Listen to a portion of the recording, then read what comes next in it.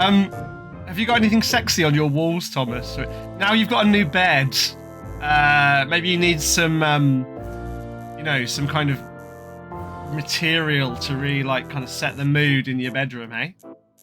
Maybe. I'm busy decorating the sitting room at the moment. As I turn my laptop, you can see the massive Polish poster of Roman Holiday on the wall. I mean, what in the era of TikToks, and NFTs, what are people pinning on there? What, you can't pin an NFT on your wall, can you? That's my main problem with them. You could probably print it out and pin it on the wall. That's is it fungible if you print it out physically? I think if you print out an NFT, it ceases to be funged, or you are funging it. Also, most importantly, right here, I have the OG hand-painted logo by Joe Painter for this show. Yeah, but that's not sexy, is it? I mean, there's a naked arse in that painting right there. There's a naked arse on this call. For anyone listening, Matt has his nipples out. They're surprisingly oblong. Yeah, I've cut the holes in my t-shirt specifically to You're going old school tattoo convention, like cutting a hole in. Yeah. Free the tattoo, free the nipple. Yeah, to be honest, nipple tattoos are something that I personally wouldn't get myself. I think I'm a bit too sensitive to get my nipples tattooed. What, morally? Yeah, no, just physically.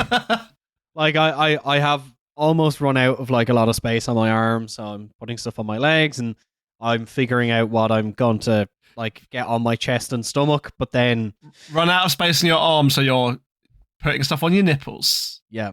Put it on your nipples. This is the new show slogan. Put it on your nipples. This has escalated quickly. I was trying to segue us, professionally and cleanly into the topic of today's episode, Thomas, but you've taken us down a much darker and more interesting route. Sword, as always. So you're very welcome to Beneath Skin. If you're hearing this, you're a patron. If we have the nipples. If we have unlocked it at some stage, this is a show about the history of everything, told through the history of tattoos. I am Thomas O'Mahony. I'm one of your hosts, and I'm joined by my esteemed co-host, Dr. Matt Lauder. Hello. Nipples out and ready to talk about pin-ups. So what we're doing today is we were talking recently about the importance of a lot of art that has influenced tattooing, and what we have decided to do is we're going to do a series of episodes about different types of art, different artists that have heavily influenced tattooing, and I think we kind of went with the most obvious one with this episode, which is pin-ups. Yeah, and also because I think, there's this general thing that we go on about all the time, about how tattooing kind of emerges and relates to and reproduces and connects to the visual cultures around it. And I think, pin-ups is a really good example of that, because it's one of those, iconic kind of, things that became a bit of a staple, bit of a vernacular for tattooing, in the sort of, certainly around the Second World War, although a bit earlier. We'll talk about that in this episode. But also, of course, although it's very associated with tattooing, it's not just something you find in tattooing. It comes out of print culture, as we'll talk about, and then finds itself adapted and appropriated and changed, painted onto the nose cones of airplanes and onto jackets and all kinds of things. And so I think the pin-up, it's one of those things that connects tattooing to these broader visual culture conversations. And yeah, I think its history is sort of interesting. So go on.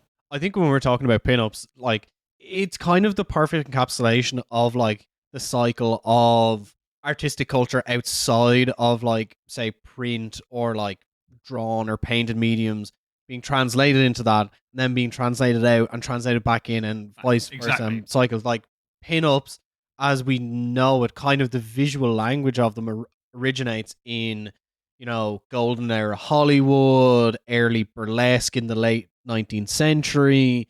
You have, the kind of flapper culture that evolved in the 1920s in kind of Right.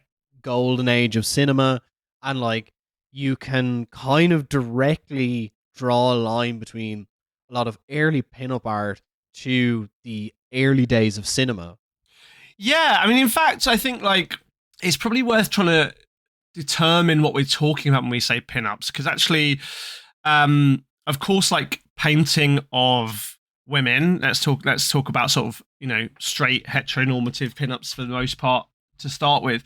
Like that idea of the classical nude and then the kind of neoclassical nude, which is kind of presents in 19th century art this particular kind of fantasized female body that gets to be naked because it's not, they're often kind of allegorical figures like of justice or some kind of national allegory, or they get to be goddesses from Egyptian mythology. Venus, for example, Botticelli's Venus is a very famous example of that.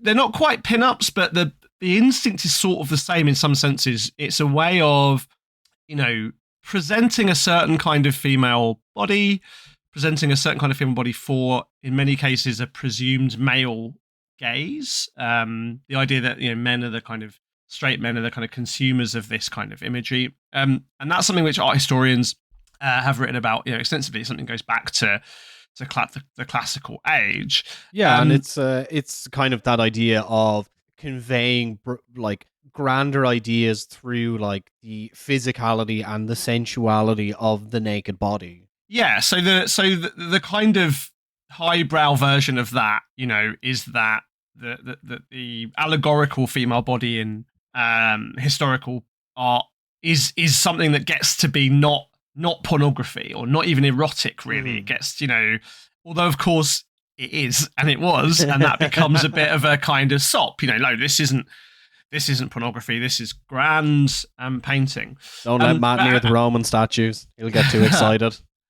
And of course, like all of the conversations then, all of the sort of tropes which then become codified in pinups, the way that women's bodies are drawn specifically, and we'll talk about some of those specifics later on.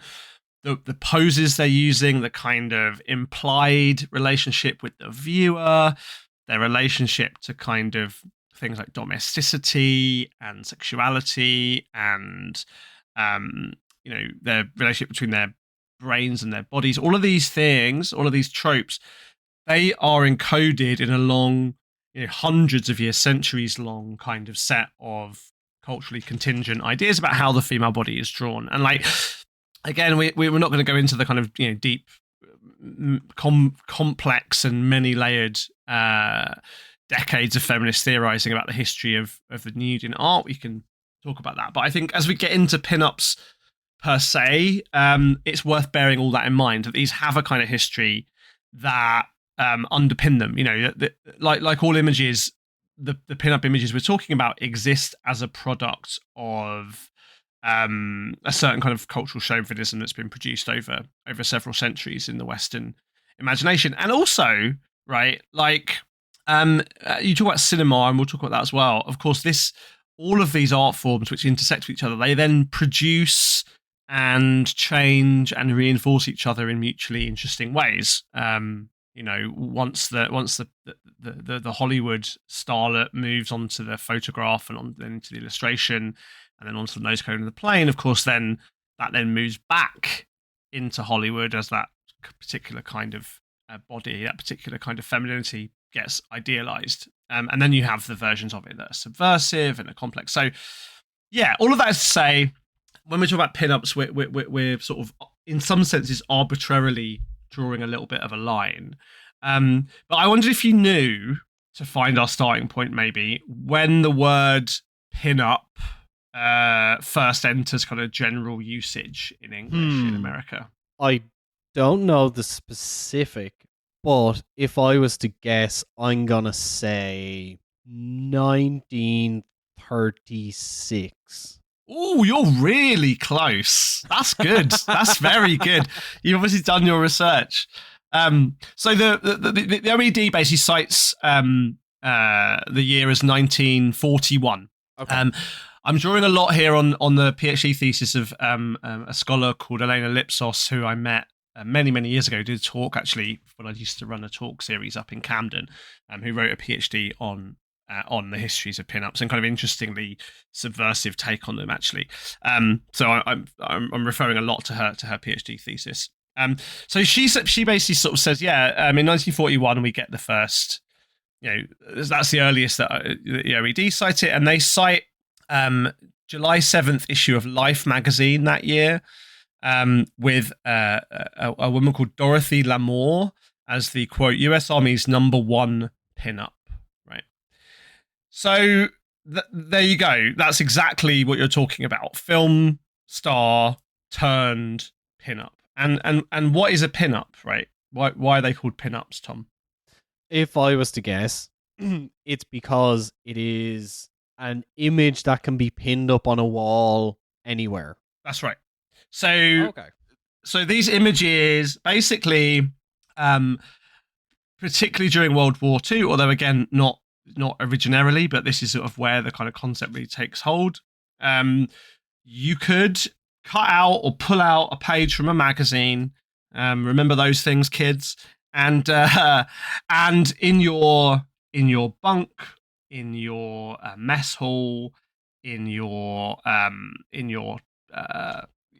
of carry case, your trunk, your steamer trunk, you could, with a little drawing pin, with a tack, with a pin, you could pin these girls up, and they got to be kind of, basically kind of fantasy material, erotic material, for these men who were away from home, right? So very, very quickly, magazines, and of course, like this period, the 1930s and 40s, coincides with really the rise of popular publishing. It's making mass production much cheaper. Color printing, in particular, is something that's really comes into its own in the 1930s and 40s. Begin to actually start explicitly printing what get called centerfolds. So big pictures across this double-page spread in the middle of a magazine that you could pull out, take the staples out, pull out, and pin up and make a little poster. And those pages basically are the where we get the term from, right? Very, very straightforwardly. The most important, I suppose, of these, and the most influential of these, and the home to kind of most of the most interesting and famous artists. And we're going to talk about three artists today in particular: George Petty, Alberto Vargas, and Gil Elvgren, three American, or actually in the case of Vargas, Peruvian American illustrators. It was like getting their stuff published in magazines, which really, really, cemented them in the American popular imagination. And in the case of Petty and then subsequently Vargas, that magazine was Esquire magazine. Do you know much about Esquire magazine? I don't, but I'm excited for you to tell me more. Yeah, so Esquire magazine, I think, is still going, actually. And it was a kind of, I don't know what's the best way to explain it. It's sort of like, kind of a sort of general men's magazine without many of the connotations that I guess that term has taken on post the 1990s. Although, of course, that 1990s, lad mag culture has a lot owing to that, retrograde era of the 30s. It's not Nuts and Zoo. It is the precursor to that, but it's not Playboy, I guess, is the point. Like, as we'll talk about and we'll come to, when Playboy was first published in 1954, it really put an end initially to this kind of magazine, a sort of gentler era. But Esquire is this magazine which published sort of, fiction. It published little bits of news. It published kind of lifestyle stuff, I guess we'd call it today. It published these pinups. And so probably the first kind of iconic pinup artist is this guy called George Petty. And he'd been I mean, his stuff was so. I mean, if you want to Google image search his work, Tom, and while I'm talking, like, so have a look at it, because he was like, yeah, absolutely the kind of, originator or kind of, delineator of this style. So much so that his style, the way that he painted girls, became known as like the petty girl. Mm-hmm. Have you got any of those up? Yeah. I have them up, and it's so really... what do you make of them? I mean, talk to me particularly about how they're drawn. Anything that stands out? Like, very... let me gather my thoughts on it. Like, presents a very kind of sensual, but still a little bit being a little bit coy about it. Like, they're all, for the most part, fully clothed, although they have long legs, short torsos. They're curvy, they have wide hips, large breasts, almost predominantly white. They're like paired with like large muscular men. You can very much see very quickly how, the Western ideal of the male and female body kind of is represented through this. Yeah, and most specifically, the kind of thing that gets known or gets kind of defined as the petty girl is they have small heads and long legs.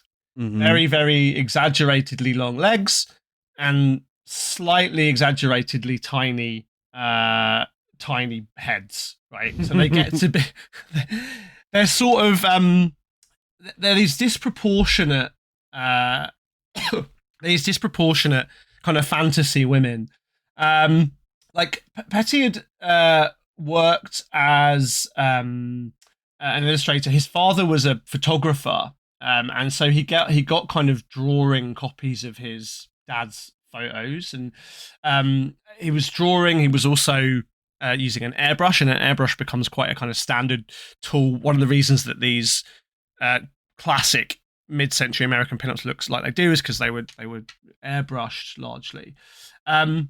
He was born in like 1894, and so he went and studied in Paris in the run-up to World War One, which was a sort of serious place for artistic study at the time, actually. And if you look at like some of the work that was popular in late 19th century Paris, the salon paintings, artists like William Bouguereau or Delacroix, these French artists who were kind of doing this neoclassical stuff with lots of these kind of things we were talking about, these nymphs. You can see some of the influences that would become the pin-up style.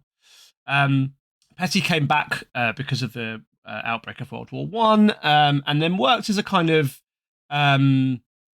commercial artist, right? And again was painting magazine covers, and also was painting like what get called calendar girls. Again, a kind of, before we had the word pin-up, many of these artists, Petty and Vargas and Elfgren, would become famous for their calendars. So again, you've got this, something you need to pin on the wall functionally to show you the dates, and a little bit of eye candy, a little bit of titillation while you're there. And it's worth noting across all of the artists, although they do have some stylistic differentiation among how they actually create their art, is that like none of it is, for the most part, very overtly sexual. It's kind of teasing and a little bit coy in a way that you would imagine how to be, a little bit titillating in the 1940s. You'd have to be. That's right. And of course you can't, there's lots of kind of obscenity laws. There's this thing called the Comstock Act in the United States starting in about 1913. There's obscenity laws. There's just moral, there's a kind of moral attitude, particularly at the time, which keeps things a bit kind of coy at the surface, at least.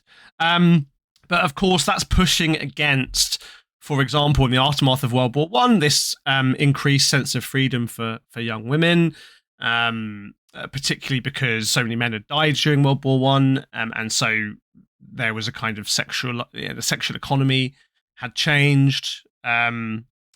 There was also this kind of changing in fashion and clothing, right? So Elena talks actually about the introduction of like satin bras and the advertising of bras to women, which require kind of illustration of women in underwear. um, Famously shown in a Mad Men in a great episode. Yeah. So there's this quote here from in Elena's episode from another academic called Codgel. Quote: "Advertisers tried to convince American women their bodies should be streamlined. Instead of flaunting the bony stick figure of the flapper, women were urged to gain 10 pounds and round those deco angles into smooth curves, accentuated by bras that shaped breasts like torpedoes. Or, if she happened to gain 20 pounds, she could bring her girlish form back into line with a corset hid beneath a dress, cut on the bias, seamlessly sealed by a streamlined zipper." And so, like, actually, this, of course, then requires advertising, and that advertising requires, because it's much, you're not having photography and advertising very much these days, it's illustrations. This requires illustration of women in bras, right? So, And it's also really interesting how, the conceptualization of, well, how do we represent these things, but also like how do we conceive them in words? Like you mentioned, like streamlined, the curves. It has this kind of like strange hint of post World War II militarism as well, because most of the men who are going to be working in these advertising offices were at war, just had been or would soon be, exactly. And this is exactly what happens with Petty at Esquire, and I guess why Esquire becomes this complete kind of wellspring for this culture, because like 1939 Gatefold basically has this Petty girl pinup, and that is like recognized as it when we're talking about pinups as this thing. This seems to be like one of the first important ones, and he would go on to basically produce centerfolds for about a decade. Also then got because this became popular, of course, right, because this worked and because it was so consumed during World War II, Petty was then commissioned to do adverts, movie posters, and again, of course, that then feeds the machine.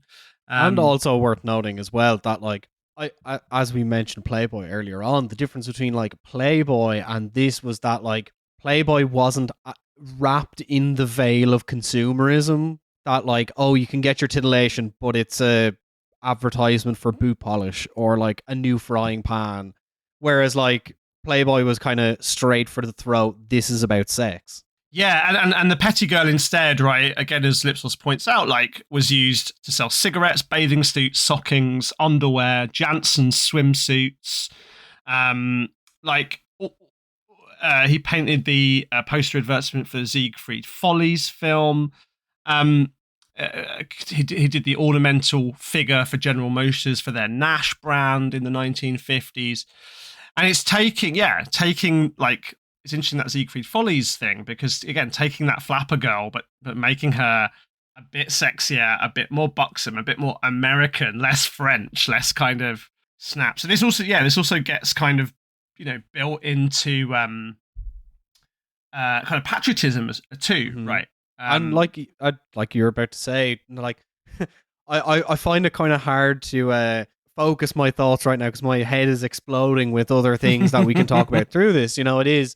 It touches on the conceptualization of the American woman and the ideal American, is a good diet, it's well fed, you have strong curves to birth a family, to feed them, to still be attractive to your husband, but also you're still within the confines of, well, you're not obese, but you're not too skinny.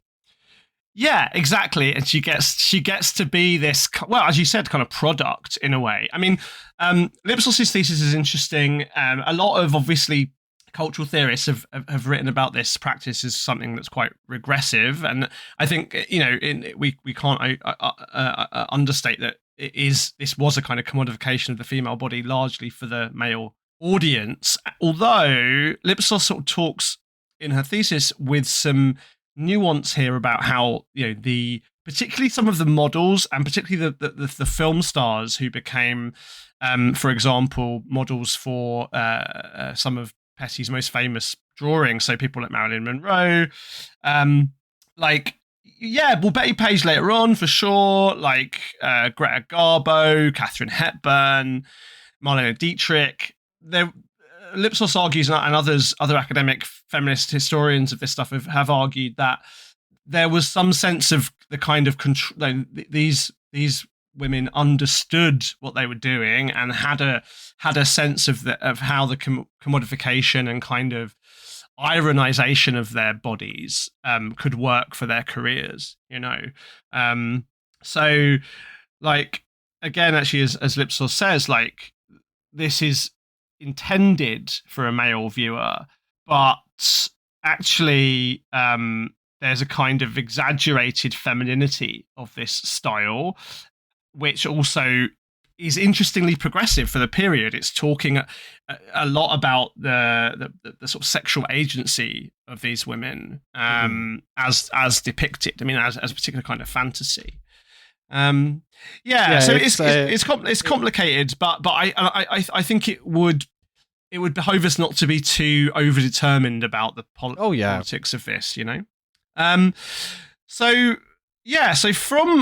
from Petty, Petty writes for or draws for Esquire for a while, and then he basically has a falling out with them, and he is replaced by the next artist I want to talk about. This guy called Alberto Vargas. Again, I don't know if you want to Google image search Vargas's images, and tell me how you think they differ from Petty's. So, just straight off the bat, just on an artistic level, they're much more kind of sketchy. It's a little bit more loose in terms of, like, shading, defined lines. They're much more, I would say, kind of posed in a way. Like, they're more active in terms of, like, they're posing with objects or just their bodies, but different from Petty in that they're a little bit slimmer. The heads are still small and the legs are long. But it seems like his are kind of a bit more overtly sexual as well. I think that's right. So I think, like, Vargas, is this Peruvian, as I said, American son of a Peruvian photographer. Again, it's interesting that both these guys were sons of photographers. He'd moved to the US in 1916, and again from France, and began working for film studios and also for the Ziegfeld Follies, the Broadway kind of review, Moulin Rouge style review on Broadway. So when you talk about posedness, I think that's also true. Like, a lot of his work was basically posed. His early work in the 30s was and 20s even is posed photography, or based on post photography, that was going to be used for posters and going to be used for specific advertising. It's and as you said, it's a bit harder edged, right? Like, it feels to me. There's something a bit less. I think the difference is, like, between Vargas and Petty is that, like, the women, like Petty's girls, they seem a little bit more kind of juvenile. They have a bit more of a cherubic face. They're, like, quite often, like, big beaming smiles, whereas, like, the Vargas women are, like, they're kind of tiny bit more stern. They're not, like, big beaming smiles. Their faces are kind of a little bit more angular as well. Yeah, and they're a little bit more femme fatale, right? Like, they feel a bit more dangerous. This is a quote from another, this from Maria Buzek, who has written a book about pinups, several books actually about pinups. She says, quote, "The Varga girl," and Vargas, as his name, his drawings confusingly get called Varga without the S, the Varga girl. In fact, later on in his career, he has a sort of trademark dispute with Esquire about who owns that phrase. But he's called Alberto Vargas. His drawings get called the Varga girls. So, like the Petty girl, his is the Varga girl. Quote, "The Varga girl represented and helped popularize a remarkably self-aware and aggressive female sexuality. that had been in previous generations been viewed as the domain of a very particular woman, the demi-mondaire, the suffragist, the film star, but without a real woman's fear of character defamation. So where Petty's girls get to be this kind of all-American, like real life, girl next door kind of thing, Vargas's pinups are film stars, right? They're women who don't care what you say about them. I guess maybe that's the way to put it. Mm-hmm. Right. And Vargas becomes, once he takes over from Petty, like becomes instantly like super popular. I think as well, just one thing to point out as well, and for anyone who's maybe like looking at the side by sides on their browser right now, I think a big difference that strikes me is that like the George Petty illustrations, they always seem to be like looking over a shoulder or from like underneath the brim of a hat. It's always kind of like a sideways glance, whereas like Alberto Vargas is like they're looking directly at you, like head straight towards you. Oh yeah, and like even the ones that are like there's one. I'll send you the link. Like this is from the Christmas Esquire catalog from 1943. Like even when they're like flying through the air, or like they are directly, or she is, this woman directly looking at the viewer. So what I think's really hilarious about Varga, so during the war, right, paper shortages, and so Esquire convinced the War Production Board, the kind of American, like, war supply rationing body, that they should be allowed more paper quota because their product was good for morale.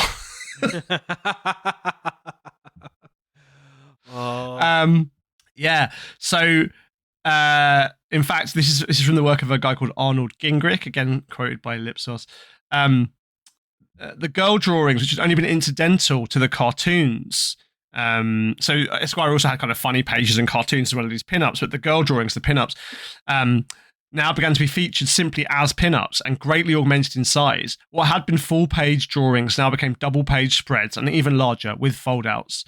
There was a Petty girl that was close to life size with 5 folds, making it fold out like a Japanese kakemono wall painting.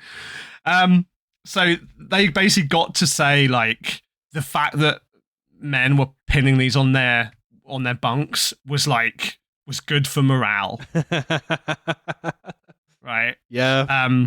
Which I really like. And you can see with this, like, what happens, and this is true, it happens with Petty stuff too, is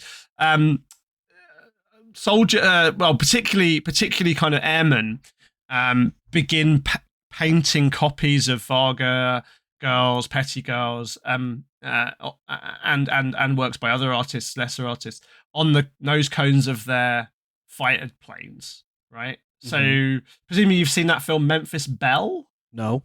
It was like a. Hey, listen, I only watched Romeo and Juliet, the Baz Luhrmann movie, the other day for the first time. So well, I mean, Memphis Belle was this kind of like, romantic drama about this particular bomber, this B-17F bomber, flying fortress, this huge like heavy bomber dropping bombs over Europe, and famously, it had on its nose cone this painting of a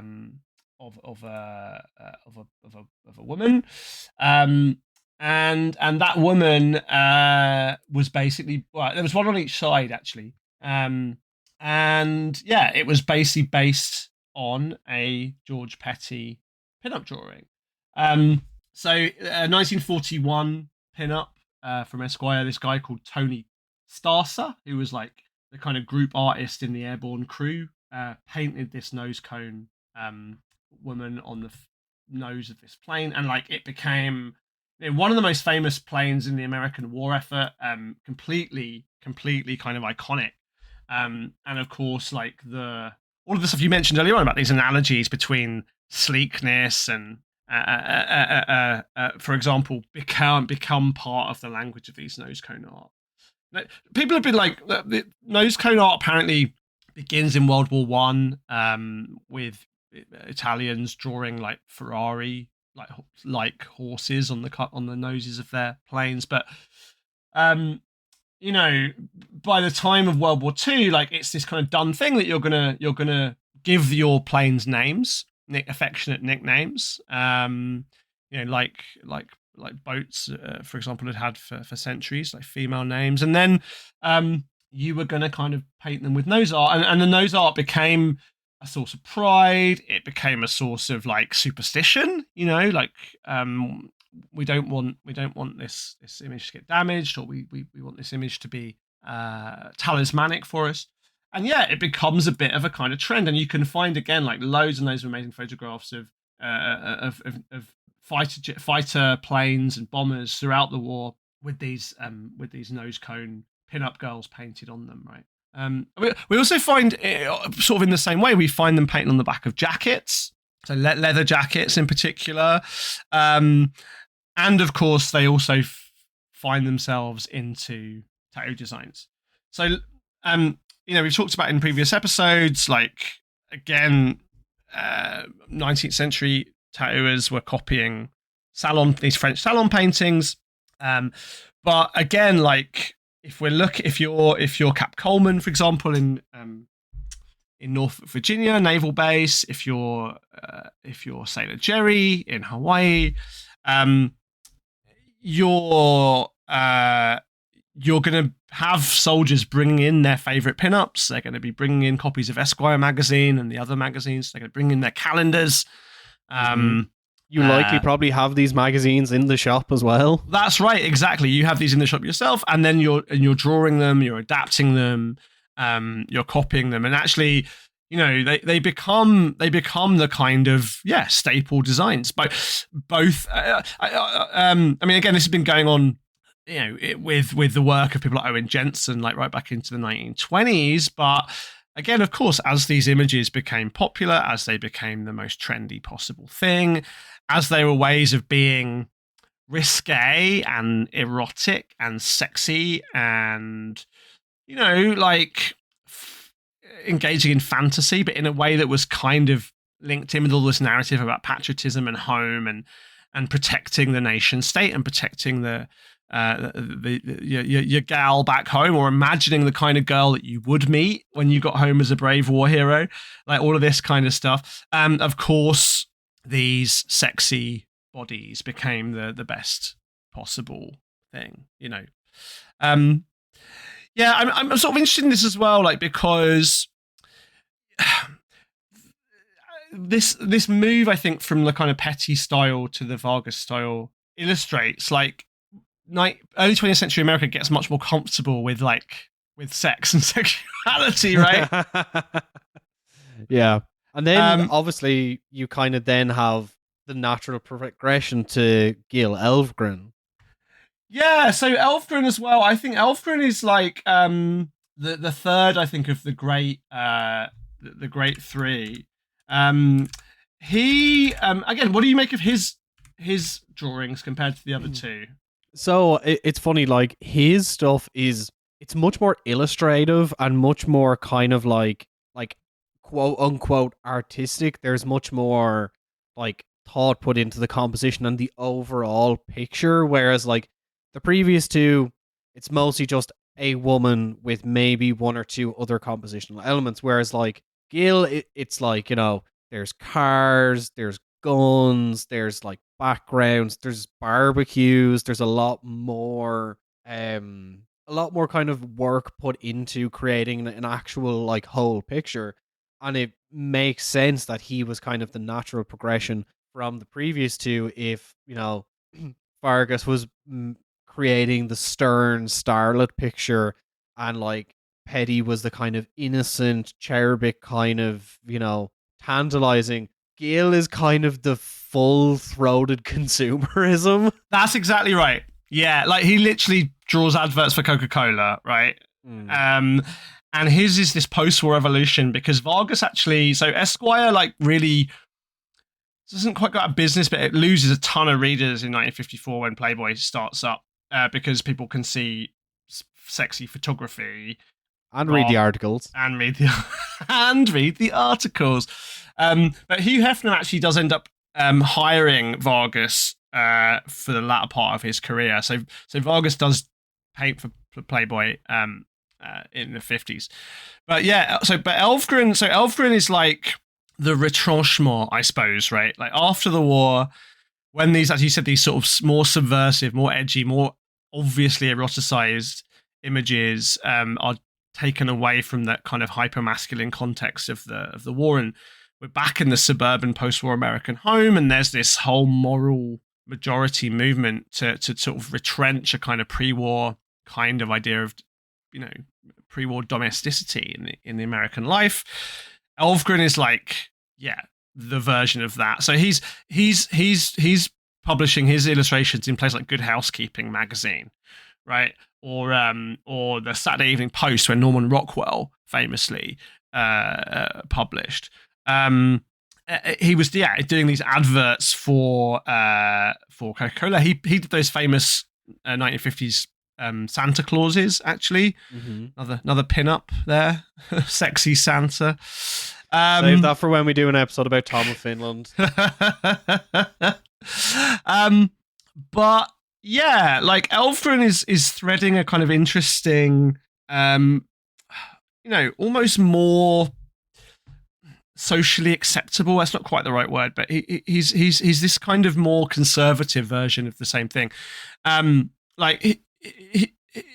works for this company called Brown and Bigelow. In fact, he sold all of his rights to them, so his children don't get any royalties, or very many royalties, because he gave away all of his rights to this company, who are a kind of still going. They're a kind of novelties company. They sold posters and calendars and stuff.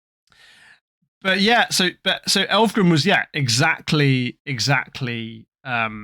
And it is commercial, when you look at his and art, funny. It's like, yeah, like that. But that is what I was about to say. You know, the two big differences is that, like, one, it's quite clear what he's selling, but two, they're much more comedic because he has much more compositional elements. Like there's one here that I'm looking at called Tree for Two, where it's a lady with two dogs, and the dogs are like ran in around her legs, and the leads that the dogs are on have pulled up her skirt. It's obviously, it's a joke, it's comedic, but you know, it's clearly selling something as well. Yeah, exactly. And these two academics called Martinet and Meisel basically say that, like, yeah, his pinups were pictures of real girls in real everyday situations. Sometimes they were a bit exaggerated, but they always worked. And then when asked about his technique, Elfgren said he explained the distinctive touches he added to every painting. He built up the bust, lengthened the legs, pinched in the waist, gave the body warmer and more attractive curves, worked over the facial features and expression, added just a little more of a tip and tilt to the nose, made the mouth fuller, more sensuous, and the eyes a bit larger. He ended by saying he liked to create the feeling that underneath all the surface charm, there was a delicious warmth of mischief behind the model's eyes. And yeah, that's a much more gentle and much less exaggerated, much less, frankly, sexually aggressive thing to do to his source photography and his source models than Vargas and even Petty were doing, right? Like, you can see, and I think even if you think about the tattoos that are based on these various sources, even if you look now, the people that are doing pin-up tattoos based on Elfgren are often doing quite photorealistic black and grey versions of them.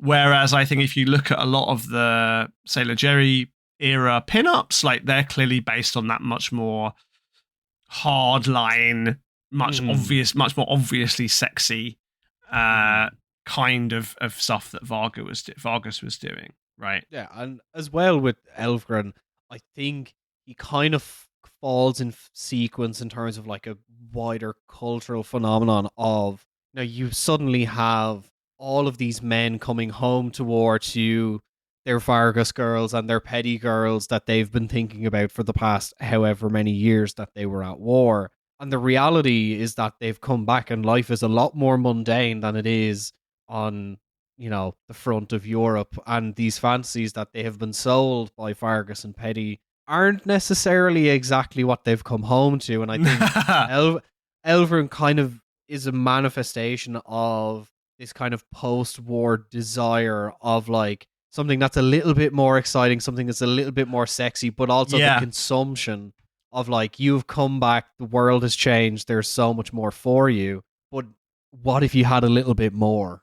Well, that's funny you should say that, because that actually segues exactly into what I wanted to talk about next, right? Which is also the women who are trying to live up to this particular Elvgren created visual landscape. And like, again, Lipsos talks a lot about this by talking about false, like, breast pads, like padded bras, right?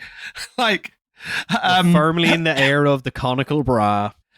Well, yeah, we sort of post-conical bra and into this, like, so again, I'm going to quote a length from Lipsos here. Pin-up imagery was almost certainly responsible for instigating the craze for breasts beneath a sweater and apparently about to burst the stitches. The sale of sweaters increased remarkably, and sweater girl competitions became so popular there were 10,000 entrants for the title of Sweater Girl 1943. The Sikorsky aircraft plant found itself in the news for banning female workers from wearing sweaters. And the personal manager insisted they were worn to attract men. So breasts, claims Eric John Dingwall, were everywhere, and brassieres became ingenious bags of gadgets for raising them, protruding them, and emphasizing their existence. False ones were on sale. Cheaters, falsies, and boob baits, the men called them boob baits. And these were modelled so carefully as to almost defy detection. In 1948, 4.5 million breast pads or falsies were sold. And by 1950, 85% of women over 15 wore bras and girdles, while corsets were being sold at an annual turnover of $500 million. Mm-hmm. And not to bring it back to Mad Men once again, but like, you have Christina Hendricks' character, Joan Holloway, who is like the embodiment of this idea, but like not using like the pads or whatever, but is like, that is the woman that all of these artists were trying to create, and like, small head, massive body, long legs. Yeah, and ironically as well, right? This is something which Lipsos also points out. Like, this is happening at a time when you can buy, Playboy, or the precursor girly magazines to Playboy, which have photographs of naked boobs in them. Mm-hmm. And so the idea is that actually the clothed breast, the clothed like female bust, becomes much more of a cultural preoccupation because now men can see photographs of naked ones. Yeah. As Lux Interior said, what's inside a girl?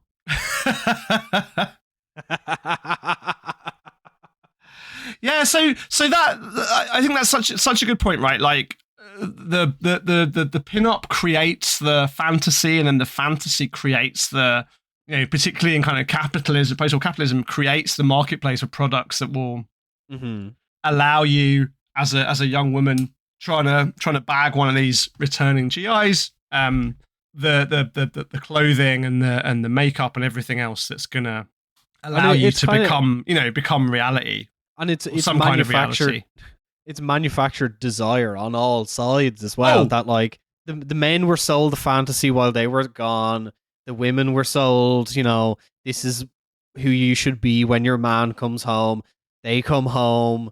Then the men are sold, well, what if your wife looked like this? And then the women were sold, you could also look like this if you buy these breast pads and girdles and blah, blah, blah. And it's just like, it is. And these cigarettes. Yeah, it's the Ouroboros of unfulfilled desire. 100%. I mean, have you seen that movie, Don't Worry, Darling? The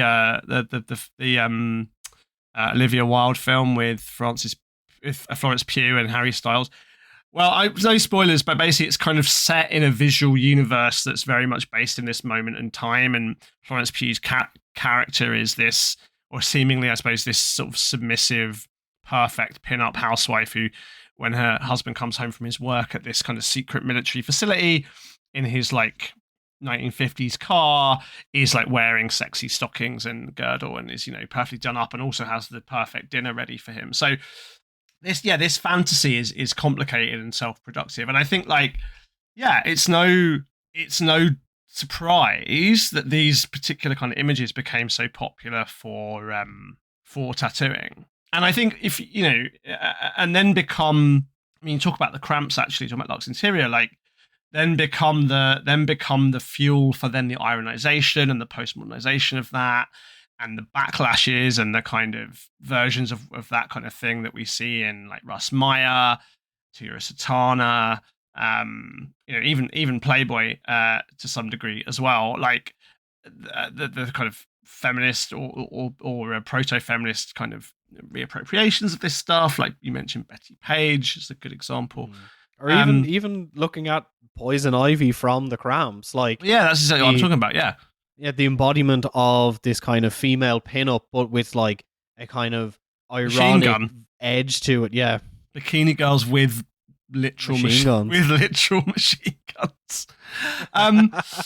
Yeah, and I think you see that in the tattoo culture that arises from this too, right? Like we talked in our Jessie Knight episode about her pinups, which she's drawing again around this time, like in the 1950s, and the women she's painting like look like they will kill the viewer.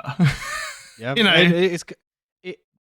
all the artists are essentially drawing their own perfect woman as their pinup. Exactly. Yeah, exactly. And we can track that. And I think, there's not much good academic work on the pinup. There have been lots of good sort of coffee table books and collections, lots of fairly kind of basic versions of this. I think Lipsos's PhD is my favorite piece of work on this. Even I have a pinup tattoo. Yeah, well, I've got some Sailor Jerry pinups here. Yeah, you're my pinup tattoo, Tom. Oh, you're so sweet. I love you. So yeah, I mean, I think maybe to finish up, we should just sort of say what happened like in the 70s, or and really it is basically like porn and things like Hustler and like the mass production of photographic pornography, the changing of laws, particularly about the distribution and production in America and in Europe actually of sexual, I mean, overtly, deliberately pornographic sexual photography. The pinup becomes a bit irrelevant, a bit old-fashioned. In 1967, the Swedish Parliament ended obscenity laws there, which made the production, of sexual material in Sweden explicitly legal, and that then creates this domino effect. It creates this ability. Of course, if it's being imported to the United States from Sweden, of course, the American producers want to get involved, and Hefner in particular gets involved in pushing those laws. In Sweden? So Bonnie Yeager, who was a sort of pin-up photographer, basically is again cited by Lipsos here, quote, "I was finding it more difficult to sell my work in the late 70s than before. Editors were calling me old-fashioned. Glamour photography was more explicit than ever. One magazine had girls clip their pubic hair short and use a tiny, powerful spotlight just in that area to draw attention to the girl's vagina. I found it distasteful to compete anymore to please this out-of-control market. Photos of women in men's magazines were no longer beautiful for me to look at. I didn't want to do that kind of photography. It was demeaning to women. The loveliness of a woman's body was gone, and in its place was a kind of cold, clinical photography that only concentrated on the sexual organs. I put away my camera, at least for figure photography." And so, yeah, like there's a postscript to that, and there's a more complicated like underworld. There's a queer story here that we're not going into about how artists targeting gay men were satirizing and drawing upon pin-up aesthetics, but also, the similar aesthetics that had come out of pre-war photography for the male gaze. There's a kind of fetish version of this. There's all the kind of more explicit. Oh, versions. Don't worry, we're gonna do an episode about Robert Crumb. Well, yeah, exactly. Crumb and all that is a good example. Even things like Mad Magazine, which were sort of explicitly satirizing Esquire and the like. But I think maybe this is a good place to end this story there, because again, as we saw in the 70s, like with postmodernism, with what gets called, in my view, wrongly, the renaissance of tattooing, we do see the fall away of this popularity of this kind of cheesecake pin-up tattoo towards something else, right? Not to say that there aren't pin-up tattoos in the 70s, but they're different. They're more explicit a lot of the time. Because this stuff's just old-fashioned, and it's old-fashioned in tattooing by then. It's also old-fashioned in culture, right? This Vietnam War era client base. For them, these pinups are 20 years old. They're their granddad stuff. They're around, or their dad's stuff. They're around from before they were born. So yeah, but you can see, I guess, to sort of put a full stop on this, you can see still today, if you Google image search, like, Elfgren, Vargas, Petty, pin-up tattoos, you can see artists even today, still today, are really finding inspiration and joy in these images. And I think that's a testament to their kind of cultural centrality, I guess, for particularly for American, particularly North American culture. And yeah, I think there's another conversation we'll have another time about like the aesthetics of this kind of art being subsumed into conservatism, but we'll do that another time. Yeah, well, I mean, of course, it's the case that a lot of these men, as we talk about a bit, as you said, like there's this idea of a particular kind of womanhood that is created or reproduced or perhaps problematized in these images, and yeah, they can become at least quite conservative. But with that in mind, want to thank you for listening to the show, and a special thank you to our £10 and above patrons: Morpheus Ravenna, Max C, Chris Block, Sigrun Braga, Sasquatch, Kirsten Wright, Kathleen Burkhardt, Jordan Best, Jess Goodman, our super secret patron, and Charlie Lightning. So thank you all for listening. You know where to find us. If this is out on the free feed, you can hear episodes like this and our free episodes early, and loads of other good stuff on our Patreon for as little as £5 a month. Matt looks like he has an announcement to make, so I'll let him take it. No, I don't have an announcement to make. I want to say thank you very much for listening, and my announcement is I love you all. Bye. Bye.